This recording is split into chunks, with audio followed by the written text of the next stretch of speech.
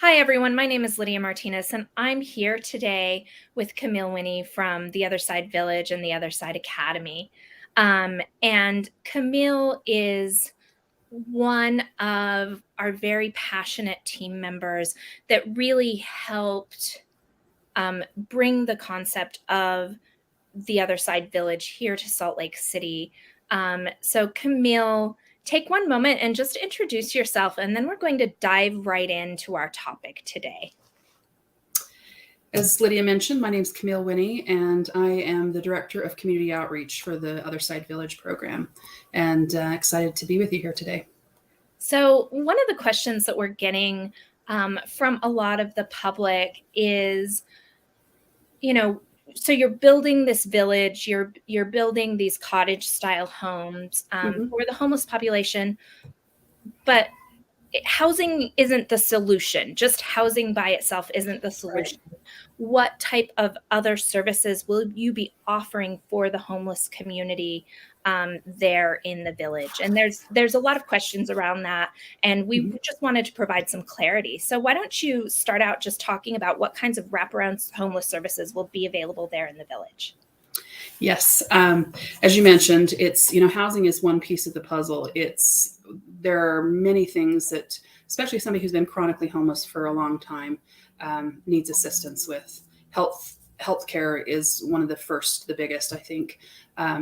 People that have been chronically homeless or have lived in poverty for any length of time generally have a host of unaddressed health issues. And so, first and foremost, we're going to have a clinic on site, a medical clinic that will offer both traditional health care that will be on site, as well as behavioral health, and we'll offer dental services and those sort of things as well as part of those services. So we're working with two partners that the relationship hasn't been formalized yet, but we're in those discussions now with 4th Street Clinic to provide the medical and dental services, and Valley Behavioral Health to provide on-site behavioral health services as well. So they'll be able to provide medications, treatment, all of those things that go along with addressing mental health issues. And for people who are chronically homeless, often they have not only oftentimes have addiction, but also dual diagnosis of mental illness. So this is one of the things that's really important to address for people. And having it on site allows it to be really integrated into the everyday fabric of life there. So they've got all the support they need, right available, and case managers and their health providers have really close access and that ability to be available. We also are working with Intermountain. They're going to be providing a 24/7 telehealth. They have an actual little system. It's like a laptop with all the equipment, so that you can provide, so after hours, weekends, that sort of thing. If somebody needs to check in on something, they can access that, within 15 minutes. You can generally be seen virtually.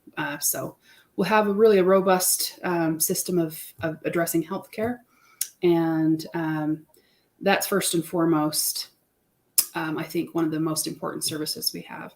And then there's other things such as employment services. We'll have opportunities for people to be employed in our social enterprises and within the village. There'll be opportunities for work, things like maintenance and those other types of jobs that are related to life in the village, as well as in the social enterprises that we'll be developing. And then we'll also be able to help people find employment outside of the village if they choose to. So we'll be working with Department of Workforce Services, as well as several temp employment agencies. And so there's a robust host of opportunities for somebody to find employment. Well, and so one of the questions that we've also been getting around that, and talking about people will have the opportunity to work, that my understanding is that is not a requirement for being at the village, and that the residents working will be within the scope of their abilities. It will have a lot more flexibility and things like that. So talk about that just a little bit. Yes. So we want to provide opportunity for work because, first of all, there is some rent. It's deeply affordable rent, and the rent is is, significantly less than market rate rent. Yeah. So there is some need to have income, and many people have disability benefits. So somebody who's on disability and really unable to work will still be able to afford the rent. As well as somebody who wants to supplement. Oftentimes disability is you can only work a certain number of hours a week or a month to still qualify for your benefits. Yeah. So we'll be able to work with people where they're at. So if they need, if they just want a little extra income and they want to work a few hours a week to make a little extra money for, spending and things that they want, then there will be opportunities for them to work, as much as their desire and as they're able. And for those that really have the need and desire to earn, a regular income, we'll be able to work with them to provide opportunities. So we'll really just work with people at their capacity and desire level. But we certainly want to encourage people to have some employment because it gives a purpose and gives, an opportunity to improve your financial circumstances as well as just, have something to do, to be active and involved in the community. Yeah. Work is a good thing for us, that we thrive on having something to do. It gives us a sense of purpose, a sense of belonging in the community. I know it does for me. And a sense of accomplishment too. Yes, absolutely. Absolutely. Those are all good Especially for things. people that haven't been kind of traditionally employable quite possibly for a very long time. Right. And it does. And it really helps self-esteem too, when you feel like you're contributing instead of, not having that opportunity. So work is my father always used to say that work builds character. Yeah. he always made us work before we played. And I feel it's true. It certainly has created a certain work ethic in my life and that served me well. And so, I'm a believer in that it's meaningful to have something to contribute. So let's talk about some of the other things that will be available in the village. One of the things that we are hearing addressed quite often or asked quite often is, the area where the village is going to be located is a food desert. There are no, grocery stores within that area. How are we addressing some things like that? That's another amenity we're working on, looking at putting in a neighborhood, a smaller neighborhood grocery store. Like you mentioned, there's just really not a lot of access to that in that area specifically. There's one grocery store some ways away, but it's certainly not convenient for somebody who's on a bus or who's, on foot. So, and the other neighbors in the area, same thing. And so this, we plan on providing that as part of our neighborhood design. We'll have a grocery store. We'll also have a cafe, coffee shop, deli type restaurant there as well that will provide not only for the villagers themselves, but for the surrounding neighbors. There really isn't even a coffee shop in the neighborhood, which, seems like a no-brainer. Many people need their coffee. So that sort of thing. So having, that kind of, deli type food that's easily accessible, as well as be able to come in and, order a meal or just to get coffee, that sort of thing. So we'll have a salon and barber shop that will not only be available to the villagers, but to also, once again, to the neighbors. So many of the enterprises we're looking at doing will be public facing, as well as is designed to benefit the people who live there, as well as the surrounding neighborhood, because there's really, there are many services lacking on the west side. And so we're trying to find kind of that niche of things that are needed in that area, that will serve both communities beyond just the residents of the village. Yes. And then what about very quickly, what about, food pantry or something like that? Yes. As well.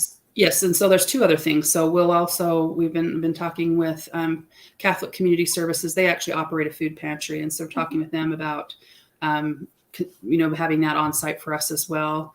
And then we're also going to be having a farm on site. So a little urban farm that will grow produce that will benefit the villagers, that they'll be able to get fresh produce, and hopefully we'll be able to produce at a scale that some of that produce will be available also, like a farm stand or, farmer's market is probably the farmer's market. You think of the big farmer's market downtown. We're thinking more of like having, produce that's available to be sold out to the neighbors and then to the villagers themselves. And so we're exploring a partnership with Wasatch Community Gardens. They have an existing project the Green Team Farm that is looking for a new home, and so that may be one of the things that we moved that be included in the village. That's not by any means any certain thing yet, but if not partnership with them, we will be doing that as part of the either way. So Yeah. That's one thing. So we have the grocery store, the food bank, and then produce that'll be grown right there at the farm. And there will be employment opportunities for people working to learn those skill set, as well as if people just want to come and help and volunteer and be involved in growing, produce. So looking at how we can provide actual community garden beds too there as well. So an individual could grow their own. Amazing. So, Amazing. So tell me a little bit about, one of the other concerns is like, how are we paying for all of this? These sound like expensive services. This sounds like maybe it's not feasible on some level. So what is the plan for that? Well, the beauty here is that these are community partnerships. These aren't things that we have to operate. These are things that other organizations are already doing. That's already their mission. They already have their funding. They already have, this is what they do. And so when we just collaborate with them, so 4th Street Clinic, Valley Behavioral Health, they have other locations, they have outreach efforts. Like 4th Street has their mobile clinic, but so they can just create in the same structure they do and the billing they do through Medicaid. It's just having a couple extra employees in a different location. So it doesn't really create anything different than what they're already doing. So, and their funding comes through Medicaid generally. So, and most of the individuals that I would say very few, I couldn't imagine wouldn't qualify for Medicaid because, it's up to like 120% of poverty level. And so if somebody qualifies to live in the village, they're certainly meet those qualifications. So those services are basically through their normal funding mechanisms, and they have agreed to just have, essentially satellite locations as part of their operations. Some of the other organizations we're looking at partnering with, AAA Fair Credit, they offer financial literacy, savings matching, credit reduction programs, that sort of thing. So these are just community programs they already offer. And like University of USU offers a food nutrition program. Been talking with them about providing classes there on site. So once again, they already have their own funding mechanisms and staff. And so they look for opportunities to provide services in the community. So these are things that we will just be partnering others. We don't have to do it all. We can actually work with other organizations who do these things already, do them well. That's their mission. That's how they already have their structures in place. And then just, creating those partnerships with them to bring some services on site or to have direct referral relationship with them as well. Yeah. So it really is, it's a beautiful thing because you don't have to do everything and pay for it and do it. Those things exist already. Yeah.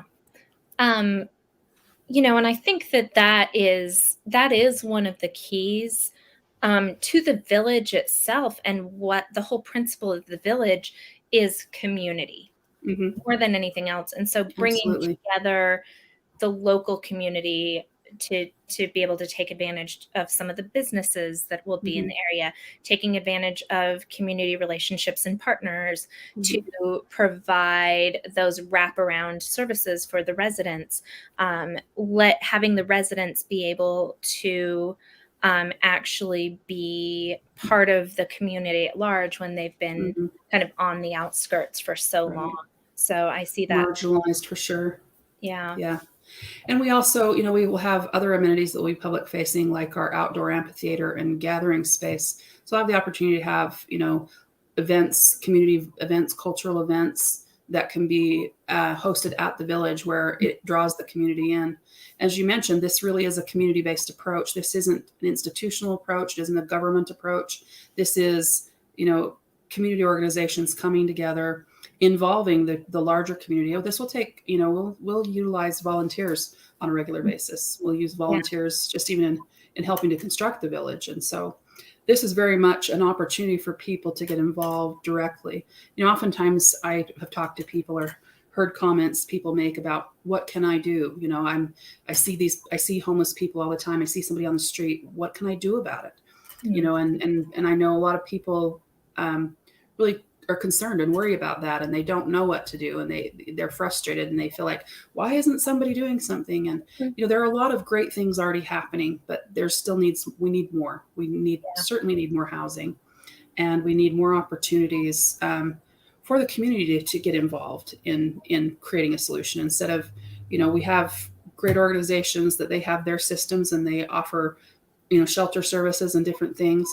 But this really is more of an approach that will require the community to be integrated into and help with. Supporting those social enterprises will help support the village. So not only if you come and shop at the grocery store or the coffee shop or the salon, your purchase is not only giving you a service you need, but it's providing funding that will help the village operate. So like the academy, the social enterprises will fund the operational expenses of the village. Rent is one of those things but the other operational expenses will be met through social enterprise ventures. So that model helps us be self-sufficient, and also gives an opportunity for the community to be involved in this solution. Yeah, that makes so much sense. So we've talked about like a lot of the kind of hard services, the things that will contribute, to physical well-being and literally provide for people. But let's talk about some of those other things, as far as making sure that residents, have community or have things to do. What are some of the things that we're looking at as far as like activities or things that contribute more in that direction? Right. So in the neighborhoods, the way it's constructed, if you look at our map, each little group of two little neighborhood groups, pods, if you will, share a little community center. So they'll have a gathering space where they can get together and have meals together, watch TV, play games, that sort of thing. There'll be kind of like you'd imagine a clubhouse for an apartment building or a condo complex, where you've got a space where you can come together. So, this model is around getting neighbors not just be in their home by themselves, but to create, relationships and neighborships and peer relationships where they help support and keep each other, accountable, as well as keeping each other involved and feeling like you have friends and family. So that's kind of the everyday thing. But then we'll have other activities as well, classes. So like we'll have a food and nutrition class where you can come and learn cooking skills and food preparation and planning and that sort of thing. Yoga classes, other classes. So, have a local AA group, anything. There will be a variety of different things we'll program that will create opportunities to come and connect. So events and activities. One thing that I'm, looking at that's a lot of fun, and they do in Austin, is they have their outdoor amphitheater. They have a Friday movie, and that is not only open to villagers, but it's open to the public. So every Friday they show a movie on the big screen and invite neighbors to come, and they have popcorn and all that stuff. So that's a really fun one. But just having those opportunities of activities, classes, interactions, as well as, scheduling regular things. So like, every Saturday we have a potluck at the clubhouse in each little neighborhood, or, other things where the whole village comes together, because we'll have outdoor gathering spaces. So we'll have a lot of planning around those activities. And that's one of the fun things about the academy is they have a lot of fun activities they plan as a group too, that really create those relationships and friendships and cement those. And in a peer community, and that's what you rely on. You really rely on the bonds people create with each other. That's how this model works. And so we'll have a variety of those things available. Well, and that, to me, and this is what a lot of people say about homelessness, is that more than anything, it's the catastrophic loss of your family or community. Right. So the whole goal of the village is to rebuild that. Exactly. And, if you're fortunate enough not to grow up in generational poverty, and you've got a big family and lots of resources, and, if I were to lose my job or have a health crisis, I have a pretty long list of people who would take me in. And that's not the case for everybody. And sometimes, especially with addiction or mental illness, sometimes those relationships are fractured. Somebody who's mentally ill sometimes can't maintain those relationships, and that's a struggle. And so you have to find a way to build relationships that feel safe to them, and that, or help with stability, but they also have some independence. So there are, really becoming chronically homeless generally means you've run out of resources. You've run out of, opportunities for assistance. So maybe you don't have the awareness or the job skills or any of those things, and you're unable to make enough money to pay rent, or sometimes, oftentimes it's issues with addiction, and those are things that often, really destroy family relationships. And so this gives an opportunity to rebuild, not only to build a healthy community where you're living with others who are trying to, live productive lives as well, but there's really an opportunity to rebuild some of those relationships that are lost as well. That often happens on the academy side, where people are able to restore relationships that have been damaged. And when you have the right tools, the right help, the right, I guess you could say, the being able to address some of those core issues and those behavioral issues and things like that, give people the opportunity really to mend some of those relationships, but to build new ones and to build beneficial, strong, supportive relationships. And that's really critical to this model. It's really the fabric of it is that community piece, not only with the outside community, but internally, and giving people that support and those friendships and those peers that they can count on and rely on. That's really what we all need. We're social animals. We need connection. We don't thrive when we're alone. It's one of the things with the pandemic we've experienced is people being isolated has been very difficult for people.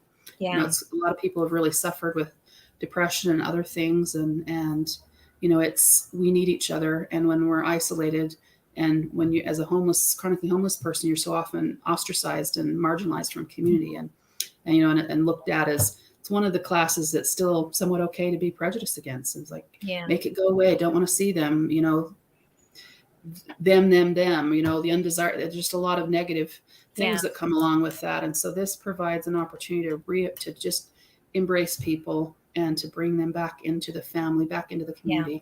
That's perfect. A neighbor, think of Mr. Rogers. Yeah, that's perfect. Be my neighbor. Be my neighbor. My neighbor.